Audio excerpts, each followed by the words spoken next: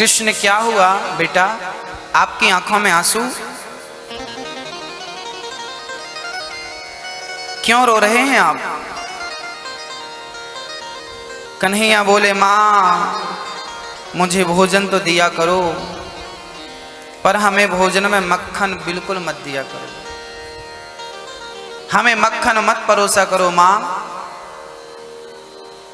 कन्हैया कहने लगे, जब आप मक्खन देती हो ना माँ, तो हमें अपने माँ देवकी, माँ यशोदा की याद आ जाती है, और उनकी याद में झरझर आंसू आने लगते हैं। भगवान मक्खन छोड़कर, थाली छोड़कर यमुना के तट पर जाकर बैठ गए और बस गोपियों को याद कर करके पता है क्या जपने लगे? राधा राधा राधा राधा नाम कन्हैया श्री मुख से जपने लगे। तो कभी राधा राधा कहना भूल जाते, तो कभी मैया मैया मैया कहना शुरू कर देते। भगवान को रोता देख श्री उद्धव जी महाराज आए। भगवान को देखकर उद्धव जी कहने लगे, कन्हैया जगत के पालनहार हो आप सबका दुख दूर करने की सामर्थ्यता रखते हैं, आज आप रो रहे हैं क्यों? कन्हैया रोते रोते कहने लगे, उद्धव क्या बताऊं, मैं ब्रज को भूलना तो चाहता हूं पर वृंदावन भूलता ही नहीं। उद्धव मोही ब्रज बिसरत नाही, मैं ब्रज को भूलना चाहता हूं पर भूलता ही नहीं। क्या बताऊं उद्धव, आज मुझे अपने वृंदावन की, अपने गोपियों की बहुत याद आ रही है। गोपियों के साथ मक्खन खाना, उनके घर जाना, मटकी चुराना, ग्वाल वालों के संग जाकर गाय चराना, बछड़े चराना, ग्वाल वालों के संग जाकर के वो बासी रोटी। उद्धव आज मैं इतने बड़े महलों में हूँ, खाने को 56 भोग हैं, पर मुझे जो बासी रोटी में स्वाद मिलता था ना, मधुमंगल की वो जूठी कढ़ी में जो स्वाद मिलता था ना, वो स्वाद मुझे मथुरा में इस 56 भोग में नजर नहीं आता। क्या बताऊं उद्धव, मैं बहुत चाहता हूं कि मैं ब्रज को याद ना करूं, पर वो रोम रोम में ब्रज बसा है, कैसे भुला दूं मैं उस वृंदावन को, उस ब्रज को, उस ब्रज भूमि को, गोपियों के उस प्रेम को मैं कैसे भूल जाऊं उद्धव। उद्धव यदि तुम चाहो तो मेरा दुख कम जरूर हो सकता है। उद्धव जी बोले, लाला आपका दुख दूर करने में यदि मैं सहायता कर सकता हूं तो बताओ मैं आपके लिए क्या कर सकता हूं। कन्हैया बोले, उद्धव तुम मेरा छोटा सा काम कर दो। क्या? एक बार तुम वृंदावन चले जाओ। अच्छा क्या करूंगा वहां जाकर? वहां मेरी गोपियां मिलेंगी, मेरे बारे में जब से मैं गया हूं ना वापस नहीं गया, कह के आया था कि 2 दिन में वापस आ जाऊंगा। वो गोपियां बस दिन ही गिन रही हैं कि पता नहीं 2 दिन कब पूरे होते हैं। उद्धव जी ने कहा, कन्हैया जब तुम्हें जाना ही नहीं था तो ये कहा क्यों कि मैं 2 दिन में वापस आ जाऊंगा? कन्हैया ने कहा, उद्धव वो मेरी मजबूरी थी। यदि मैं कह देता कि मैं वापस नहीं आऊंगा तो मेरी माँ, मेरी यशोदा माँ, गोपियां, ब्रजवासी उसी क्षण प्राण त्याग देती, मेरे वियोग में वो मर जाती। मैंने कहा है कि मैं 2 दिन बाद वापस आ जाऊंगा, तो कम से कम 2 दिन का इंतजार करके वो जिंदा तो मिलेंगी, जब कभी जाऊंगा तो वो जिंदा रहें, इसलिए मैंने 2 दिन का कहा है अपनी गोपियों से, अपनी माँ यशोदा से। उद्धव जी मैं तो वापस नहीं जा सका, आप चले जाओ, आप बड़े ज्ञानी हैं, मेरी गोपियों को कुछ सरल सा ज्ञान दे देना ताकि मेरी गोपियां मेरी याद ना करें, रोया ना करें बस। उद्धव जी बोले, कन्हैया आप कह रहे हैं तो मैं जा रहा हूं। भगवान बोले, ठीक है। भगवान ने अपना पीतांबर उठा दिया और अपनी वैजंती की माला उद्धव जी के गले पर डाल दी। उद्धव जी ने कहा, प्रभु ये दुपट्टा और ये माला क्यों? तब कह दिया श्याम सुंदर ने कि यदि तुम्हारे गले पर मेरी माला और मेरा दुपट्टा नहीं होगा तो गोपियां आपसे बात नहीं करेंगी, क्योंकि वो कृष्ण के अतिरिक्त किसी से बात करना चाहती ही नहीं। इतना प्रेम है उन गोपियों के भीतर। उद्धव जी महाराज चल पड़े कृष्ण का संदेशा लेकर। चलते चलते वृंदावन की भूमि पर पहुंचे। जैसे ही उनका रथ वृंदावन पहुंचा है, जैसे ही वो उतरे हैं रथ से, उनका दुपट्टा कांटों में उलझ गया। उद्धव जी का दुपट्टा कांटों में उलझ गया। उलझकर वस्त्र में कांटे लगे उद्धव को समझाने, तुम्हारा ज्ञान पर्दा फाड़ देंगे प्रेम दीवाने।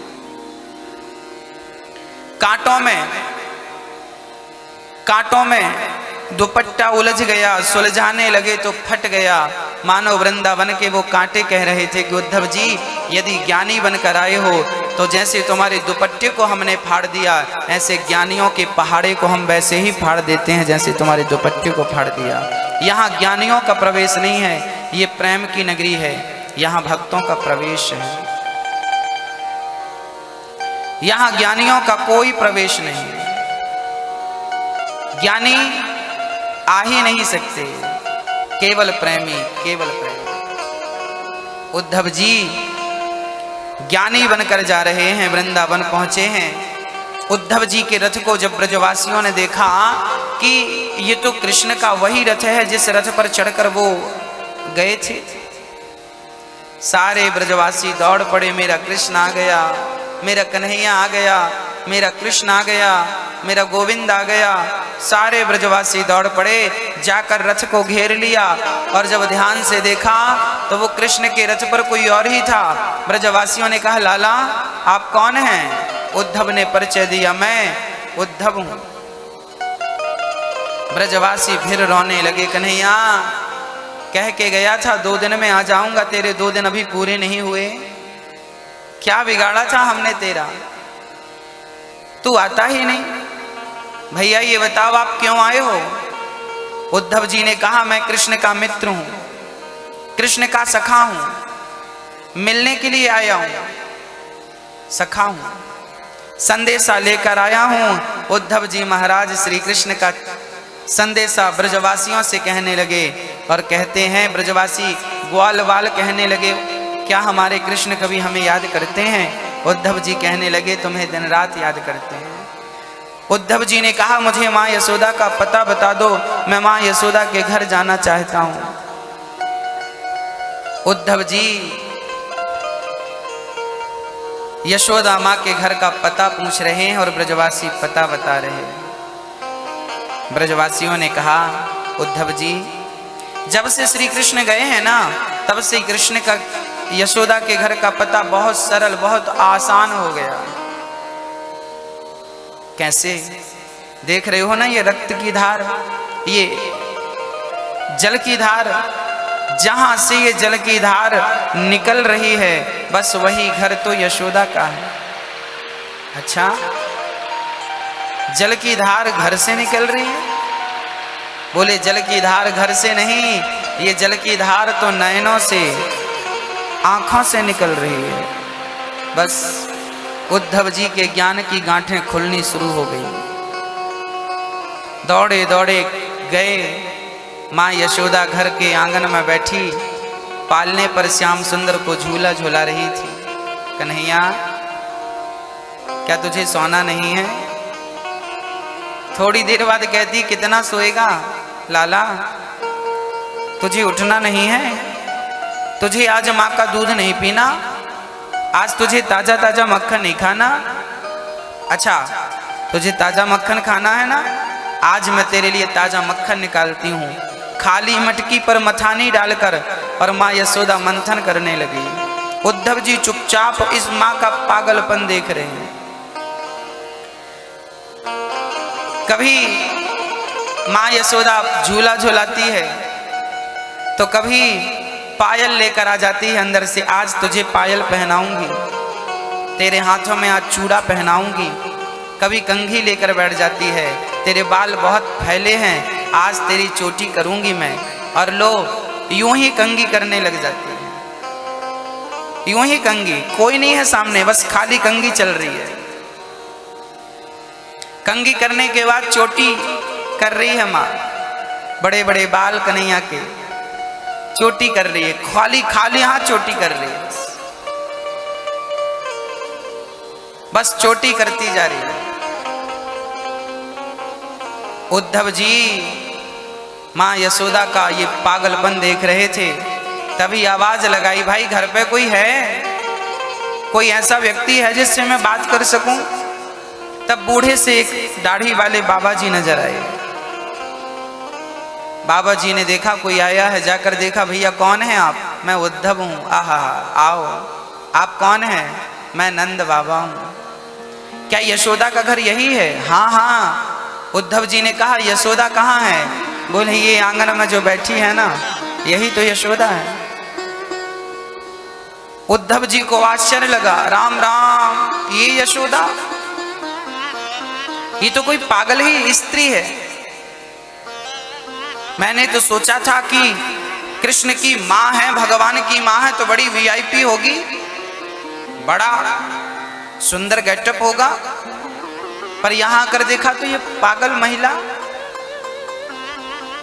नंद बाबा रोने लगे, क्या बताएं उद्धव, पहले ये बहुत सुंदर थी, जब से कृष्ण गए हैं ना, उनके वियोग में पागल हो गई है, बस रोती जाती है, जहां देखती है बस कृष्ण कृष्ण कहकर पूरे वृंदावन में दौड़ती रहती है। जंगल की तरफ देखती है तो उसे लगता है कि मेरा कृष्ण गैया चरा रहा है, वो जाकर इस पेड़ के नीचे देखती है, उस पेड़ के नीचे देखती है।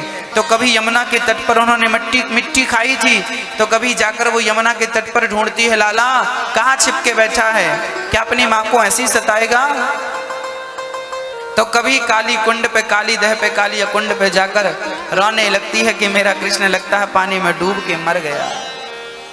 पूरे ब्रज में, पूरे वृंदावन में ये माँ कृष्ण को देखती है, कृष्ण को ढूंढती है और बस उन्हें पाने के लिए बस पागलों की तरह रोती रहती है, यहां से वहां बस भागती रहती है, यहां से वहां बस पागल हो गई है। उद्धव जी ने माँ को प्रणाम किया, मैया प्रणाम। मैया ने जब देखा कि कोई कृष्ण जैसा खड़ा है और मैया कह रहा है, थोड़ी देर के लिए माँ यशोदा को लगा मेरा कृष्ण आ गया, हृदय से लगा लिया, लाला इतने दिन बाद तू आया, तुझे अपनी माँ की याद नहीं आई? उद्धव जी ने कहा, माँ मैं उद्धव हूं, कृष्ण नहीं हूं, मैं उद्धव हूं। उद्धव जी महाराज ने अपना परिचय दिया तो माँ यशोदा बोली, अच्छा तो मेरा कृष्ण यहीं कहीं आया होगा तेरे संग, बोल कहाँ है? बाहर जाकर देखा, पूरे वृंदावन में फिर ढूंढा, कृष्ण नहीं मिले, वापस आई, बेटा मेरा कृष्ण कहाँ है? बोले वो नहीं आए, वो नहीं आए। सुनकर जमीन पर गिर पड़े। भक्तों, प्रेम कैसा होता है, उद्धव प्रसंग भागवत जी में केवल इसलिए है ताकि ये प्रेम को परिभाषित कर सके, प्रेम की विस्तृत व्याख्या कर सके। प्रेम किसे कहते हैं? कोई आपसे पूछे कि प्रेम की परिभाषा क्या है, क्या जवाब देंगे? किसे कहते हैं प्रेम? मैया, ओ मैया जी, प्रेम किसे कहते हैं? हाँ, आप अपने बच्चों से जो करते हैं ना, वो प्रेम नहीं है, वो उस प्रेम के पीछे आपका एक स्वार्थ होता है।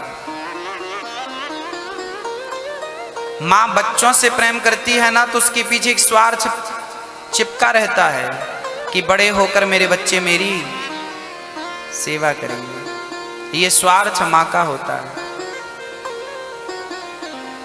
पति से प्रेम होता है, उस प्रेम में भी स्वार्थ है। उन स्वार्थों की मैं बातें नहीं करूंगा, क्या क्या स्वार्थ हैं, बस इतना जानिए कि संसार के किसी भी व्यक्ति से आप प्यार कर लीजिए, प्रेम कर लीजिए, उसमें आपका कोई ना कोई स्वार्थ जरूर होगा, चाहे वो किसी का भी प्रेम हो। या तो आप किसी से प्रेम करिए या आपसे कोई प्यार करे, तो आपसे जो प्यार करता है उसका भी आपसे कोई ना कोई स्वार्थ जरूर है। हाँ भक्तों, प्रेम की बातें नारद जी ने नारद भक्ति सूत्र में लिखा है कि प्रेम किसे कहते हैं। आपने किसी लड़के से प्रेम कर लिया, बहुत सुंदर था, बहुत पैसे वाला था, प्रेम हो गया। अब विचार करिए कि वो बहुत सुंदर था और बहुत पैसे वाला था, तो आपको प्यार हो गया। जब तक वो सुंदर है तब तक प्यार रहेगा, सुंदरता चली गई तो प्यार कम हो जाएगा। जब तक पैसा रहेगा तो प्यार रहेगा, पैसा चला गया तो प्यार समाप्त हो जाएगा। यदि आपने सुंदरता देखकर प्यार किया है तो प्यार सुंदरता से है, जब तक सुंदरता है तो प्यार है। पैसों से प्यार है ना। इसलिए प्यार किससे होगा? कोई भिखारी मंदिर के बाहर बैठा हो और किसी लड़की को उस भिखारी से प्यार हो जाए, ना वो देखने में सुंदर था, ना वो कमाने धमाने का था, भीख मांगता था, क्या ऐसे भिखमंगे से क्या कोई लड़की प्यार करेगी? क्या कोई भीख मांगने वाली लड़की से जो दिखने में बिल्कुल गंदी हो और भीख मांगती हो, क्या ऐसी लड़की से कोई लड़का प्यार करेगा? नहीं करेगा। क्यों नहीं करेगा? क्योंकि आज दुनिया में जितना भी प्यार हो रहा है ये व्यक्ति से नहीं हो रहा है, व्यक्ति की सुंदरता से हो रहा है, उसके पीछे के उसके धन से प्यार हो रहा है। प्यार हो रहा है तो भिखारी से कर लीजिए ना प्यार। यदि भिखारी से प्यार हो जाए तो वो प्रेम सबसे शुद्ध विशुद्ध प्यार होगा। शास्त्र यही कहते हैं कि गोपियों ने कृष्ण से प्यार किया था तो ये सोचकर प्यार नहीं किया था कि ये बहुत पैसे वाला है, ये सोचकर प्यार नहीं किया था कि बहुत सुंदर है। चलिए छोड़िए, आपने किसी से प्यार किया हो और आपका प्रेमी आपको छोड़कर चला जाए तो आप क्या करेंगे? कितने दिन गुजारेंगे? साल गुजारेंगे, 2 साल गुजारेंगे, 3 साल बाद तो आपका प्यार कम हो जाएगा। दूसरा पति चला गया तो दूसरा पुरुष ढूंढने लगेंगे, स्त्री चली गई तो दूसरी पत्नी ढूंढने लगेंगे। यही होता ना संसार में। पुरुष मर जाए तो स्त्री दूसरा पुरुष ढूंढ लेती है, पत्नी मर जाए तो स्त्रियां दूसरा पुरुष ढूंढ लेती हैं। कितने दिन में? साल में, 2 साल में, 3 साल में, 4 साल में, 5 साल में। भगवान श्री कृष्ण गोपियों को छोड़कर चले गए और कितने दिन तक दूर रहे? पूरे 100 वर्ष तक, पूरे 100 साल तक। अब यहां पर भगवान कृष्ण गोपियों को छोड़कर क्यों गए? ताकि आपको बता सकें कि गोपियों ने भगवान से प्रेम किया था तो भगवान और गोपियों के प्रेम के बीच में किसी भी प्रकार का कोई स्वार्थ नहीं था। यदि मिलने की चाह होती तो मिलने की बहुत उत्कंठा होती और ना मिलते तो वो प्रेम समाप्त हो जाता। हाँ? पर गोपियां कैसी थी? 100 साल तक कृष्ण के लिए बस रोती रही, रोती रही, किसी और का चिंतन नहीं किया कृष्ण के सिवा। बस भक्तों, ये चर्चा हमें सिखाती है कि भगवान मिले या ना मिले उनकी मर्जी, पर प्रेम उन्हीं से होना चाहिए। वो मिले या ना मिले, मिलेंगे तो उनकी मर्जी, नहीं मिल रहे हैं तो भी उनकी मर्जी। प्रेम गली अति साकरी जामे 2 न समाए। हाँ, अद्भुत प्रेम है भक्तों। प्रेम क्या होता है? गोपियों से जाकर पूछना क्या होता है। इसलिए भगवान से विशुद्ध प्यार होना चाहिए भक्त का। कोई स्वार्थ ना हो, कोई इच्छा ना हो, कोई तमन्ना ना हो, बस प्रेम हो, प्रेम हो। हाँ, कन्हैया की चर्चा माँ यशोदा करने लगी। उद्धव ये बताओ, क्या मेरे कृष्ण को कभी मेरी याद आती है? उद्धव जी बोले, माँ वो आपको याद कर करके रोते रहते हैं। यशोदा माँ रोने लगी। उद्धव बस एक बार तुम अपने कृष्ण से कह देना कि कृष्ण वापस चले जाओ, मैं मर जाऊंगी कृष्ण के बिना। यशोदा कहने लगी, उद्धव बस एक बार श्री कृष्ण से कह देना कि वो वृंदावन आ जाए। अरे मेरे लिए ना सही, जो गाय कृष्ण चराता था ना, जब से कृष्ण गया है वो गंगी नाम की गाय अभी तक जंगल में घास खाने नहीं गई, बस नंद आंगन को देखती रहती है और उसकी आंखों से झरझर आंसू गिरते रहते हैं। यशोदा श्याम सुंदर की चर्चा करते करते करते करते रात बीत गई। उद्धव जी कृष्ण की, यशोदा कृष्ण की चर्चा कर रहे हैं। चर्चा सुबह हुई, उद्धव जी स्नान करके गोपियों का हाल चाल जानने गए, और जब गए तो गोपियां बैठी कृष्ण की चर्चा कर रही थी। तभी एक भौरा आकर गोपियों के पांव में गुंजार करने लगा। गोपियां बोली, खबरदार भौरा, तू मेरे पांव को छूना मत, तू काला है ना, तेरा कृष्ण भी काला था, तुम दोनों कपटी हो, काले जितने होते हैं ना सब कपटी होते हैं, और तुम एक जन्म के काले कपटी नहीं हो, जन्म जन्म के कपटी हो तुम। क्या बिगाड़ा था पूतना सुपड़खा ने? बेचारी शादी करने गई थी, नाक कान काट के भेज दिया। क्या बिगाड़ा था राजा बलि ने? बौना बन के गए और अब 3 पग भूमि में संसार नाप लिया। हमने प्यार ही तो किया था, हमें छोड़कर चला गया। अब उद्धव जी सब सुन रहे थे, समझ रहे थे। राम राम में जिन्हें मूर्ख समझ रहा था वो तो जन्म जन्म की बात जानती हैं गोविंद की।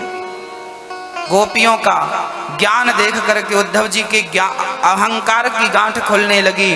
उद्धव जी करीब गए और श्याम सुंदर ने कुछ भेजा है। गोपियों ने पूछना शुरू कर दिया। एक सखी बोली, सुनो, कृष्ण का कोई सखा आया है, उद्धव नाम है उसका। एक सखी बोली, देखो देखो वो आ रहा है, यही है क्या? हाँ हाँ यही है। सारी सखियां उद्धव के पास चली गईं। कहो उद्धव, हमारे श्री कृष्ण ने हमारे लिए क्या संदेशा भेजा है? उद्धव जी कहने लगे, लो तुम्हारे लिए ये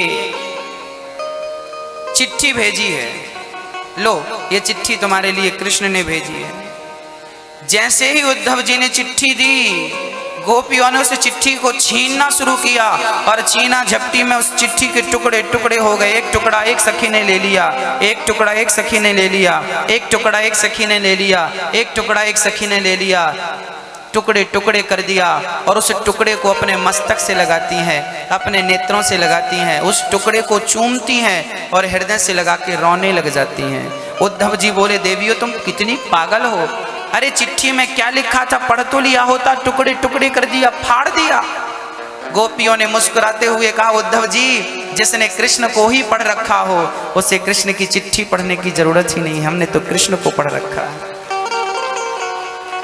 हम उसकी चिट्ठी क्या पढ़ें, हमें पता है कि इस चिट्ठी में क्या लिखा है। उद्धव जी ने कहा, उस चिट्ठी में कृष्ण ने लिखा था कि गोपियों तुम हमें भूल जाओ। गोपियां बोली, उद्धव तुम सच कह रहे हो, हमारी बहुत बड़ी गलती हो गई जो हमने कृष्ण से दिल लगा लिया, हमें नहीं लगाना चाहिए था। कृष्ण से दिल ना लगाया होता तो आज हमारी ये दुर्दशा ना होती, ना तो काम में मन लगता है, ना तो परिवार की सेवा कर पाती हैं। एक सखी बोली कि कल मैं यमुना जी में पानी भरने गई और पानी भर के जब वापस आई तो मुझे लगा कि कृष्ण बुला रहा है। मैं चली गई, जाकर झाड़ियों के पीछे देखा तो कोई नहीं। आगे की झाड़ी में ऐसा लगा कि कृष्ण बुला रहा है, सखी आओगी नहीं क्या, सखी आओगी नहीं क्या। मैं चली गई और मुझे लगता गया कि कृष्ण मेरे संग है, वो आगे आगे। मैं उसके पास चली गई और चली गई। जब मुझे होश आया तो मैं दूसरे गांव पहुंच गई। दूसरे गांव वालों ने मुझे देखा, क्यों सखी कहाँ जा रही हो, किस गांव की हो।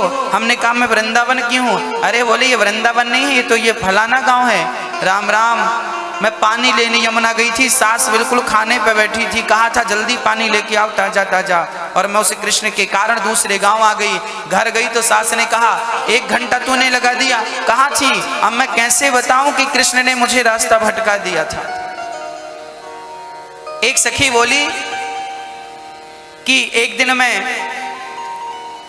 भोजन बना रही थी, तभी कृष्ण आके बाजू में बैठ गया। मैं कृष्ण से बातें करने लगी। कृष्ण बोला, सखी मुझको रोटी ना खवाएगी। हाँ हाँ क्यों ना खवाऊंगी। और बढ़िया ताजी ताजी मैं रोटी बनाती जा रही हूँ और कन्हैया बैठा बैठा खाता जा रहा है। मैं बढ़िया तोड़ तोड़ के सब्जी लगा लगा के रोटी खवा रही हूँ, सब्जी खवा रही हूँ, बढ़िया खिला रही हूँ। और थोड़ी देर बाद सास आई और सास ने मेरी पीठ पे एक थप्पड़ मारा। ए सखी पागल है गई ये बहू। जब सास ने एक ठोकर लगाई तो मेरा ध्यान गया, तो मैं सारी रोटी तोड़ तोड़ के पानी की बाल्टी में डाल रही थी। पानी की बाल्टी वहां पे रखी थी, मैंने पूरी साग रोटी तोड़ तोड़ के पानी की बाल्टी में डाल दिया, सारी रोटियां खराब। ऐसा लगा कि वो कृष्ण बैठा है। अब तो जहां देखती हैं वो कृष्ण ही नजर आता है, उसके सिवा कुछ है ही नहीं। अब तो उद्धव जी समझने लगे कि राम राम। एक सखी बोली कि सुनो मैं रोज 2 घंटे ध्यान लगाती हूँ। अच्छा किसका ध्यान लगाती है। बोले ब्रह्मा जी का। ब्रह्मा जी का क्यों। बोले मैं ब्रह्मा जी को खुश कर रही हूँ इस समय। क्यों। बोले ब्रह्मा जी खुश हो जाएंगे तो मैं उनसे कहूंगी कि ब्रह्मा जी मुझे एक वरदान चाहिए। ब्रह्मा जी बोलेंगे मांगो। तो मैं मांगूंगी कि ये जो कृष्ण है ना ये मेरे दिल से निकल जाए। हे ब्रह्मा जी मुझे ऐसा वरदान दो कि ये कन्हैया मेरे दिल से, मेरे मन मंदिर से निकल जाए। जब गोपियों की इस प्रकार वार्तालाप जब उद्धव जी ने सुनी तो उद्धव जी को आश्चर्य लगा कि जिस परमात्मा की एक झलक पाने के लिए लोग ध्यान लगाते हैं, आज उसी भगवान को दिल से निकालने के लिए गोपियां ध्यान लगा रही हैं और वो कृष्ण है कि निकलने का नाम नहीं लेता। उद्धव जी महाराज के सारा ज्ञान समाप्त हो गया और उस ज्ञान के ऊपर प्रेम की परत चढ़ती गई, चढ़ती गई, चढ़ती गई। ज्ञान के ऊपर प्रेम चढ़ गया। याद रखना भक्तों, नैष्कर्म्यप्यच्युत भाव वर्जितम न शोभते ज्ञानमलम निरंजनम। व्यास जी कहते हैं कि आप कितने भी बड़े ज्ञानी हो पर आपके ज्ञान में प्रेम ना हो, अर्थात आप ज्ञानी तो हैं पर भगवान के चरणों से प्रीति नहीं है, प्रेम नहीं है, तो वो ज्ञान किसी काम का नहीं। ज्ञान ईश्वर तक कभी नहीं पहुंचा सकता आपको। ईश्वर तक ज्ञान नहीं पहुंचाता मेरी माँ, ईश्वर तक तो केवल प्रेम ही पहुंचा सकता है। प्रेम में ही इतनी ताकत है कि वो प्रबल प्रेम के पाले पढ़कर प्रभु को नियम बदलते देखा। भक्त का मान टले न टले, भगवंत के मान को टलते देखा। प्रेम में ही इतनी शक्ति है कि वो भगवान को आपके सामने खड़ा कर सकता है। माता सबरी कौन सी ज्ञानी थी, प्रेमी थी तो भगवान खड़े थे कि नहीं। केवट तो नाव चलाने वाला था, जात का केवट था, नाव चलाता था, क्या वो ज्ञानी था? ज्ञानी नहीं था मेरी माँ, पर प्रेमी बहुत था। और प्रेमी था तो भगवान के पास चलकर जाना नहीं पड़ा। ज्ञानियों को भगवान के पास जाना पड़ता है पर प्रेमी के पास खुद भगवान चल करके आते हैं। ये प्रेम है भक्तों।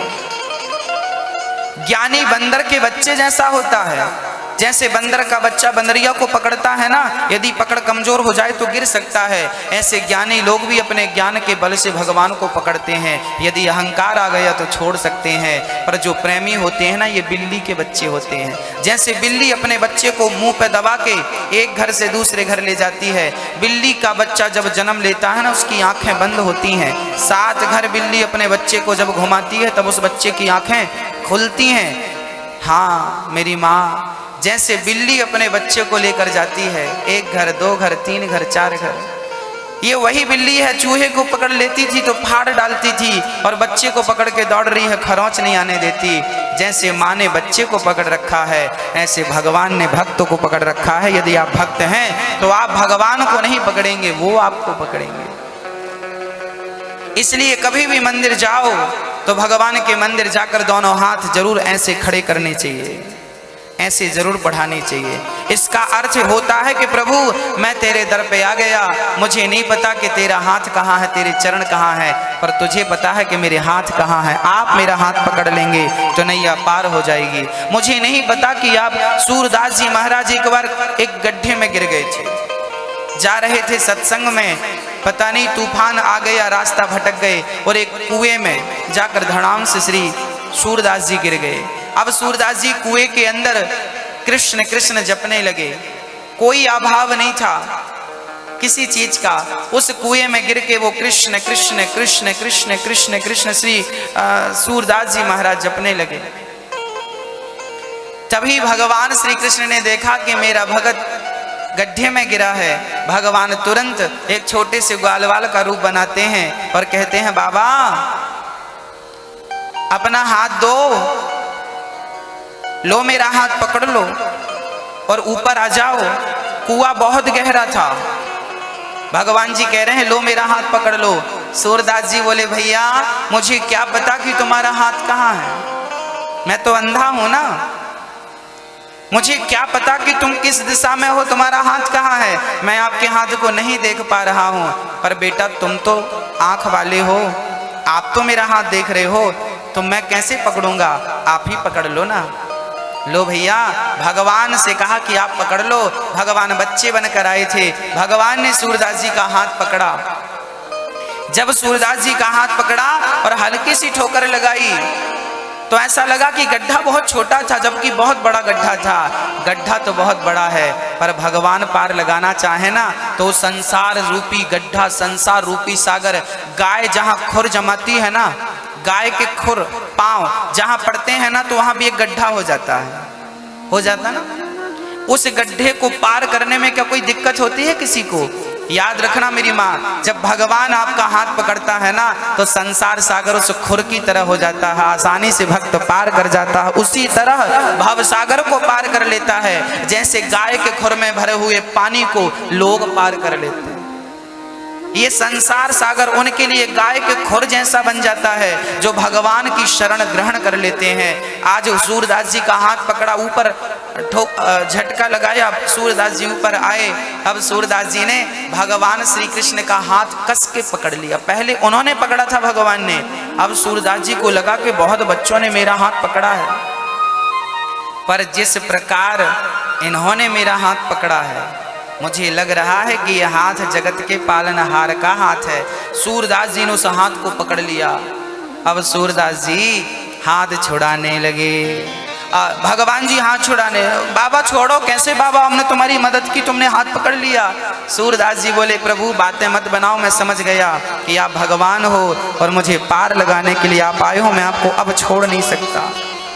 भगवान ने हाथ छुड़ाया और छुड़ा करके जाने लगे।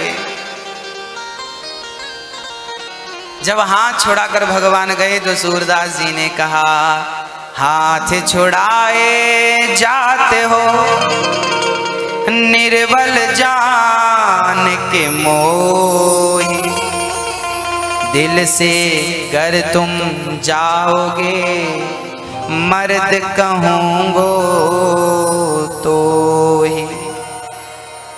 श्री सूरदास जी ने कहा कन्हैया हाथ छुड़ाकर जा रहे हो, यदि जा रहे हो ना तो मैं चुनौती दे रहा हूं आपको, दिल से जाकर दिखाओ, तब मैं तुम्हें मर्द कहूंगा। तुम दिल से निकल कर तो दिखाओ। हाथ छुड़ाकर जा रहे हो निर्बल का, आप जैसा बलवान कौन होगा और मुझ जैसा निर्बल कौन होगा। बस भक्तों, श्री सूरदास जी रोने लगे, कन्हैया मुझे छोड़कर मत जाओ, हे प्रभु मुझे छोड़कर मत जाओ। सूरदास जी सिसक सिसक कर रोने लगे, हे श्याम सुंदर, हे कन्हैया, रोने लगे। और जब सूरदास जी का रोना जब बढ़ा तो राधा रानी के कान में सूरदास जी की सिसकियां चली गईं।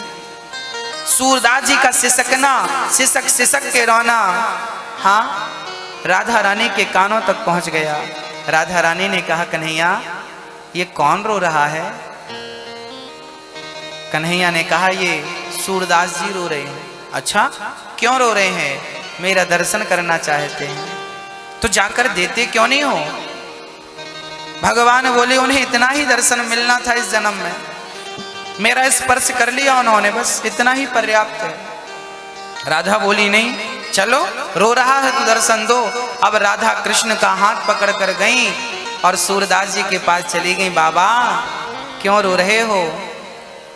कहा क्या बताऊं, मेरे कृष्ण मुझे छोड़कर चले गए हैं, रोऊं ना तो क्या करूं? मैं तो रो ही सकता हूं ना, मेरे पास और कोई शक्ति तो नहीं है ना, ना मैं तप कर सकता हूं ना जप कर सकता हूं। बस मेरी माँ, जैसे एक छोटा सा बच्चा, जैसे एक छोटा सा बच्चा माँ के साथ माँ का दूध पीता पीता सो जाता है,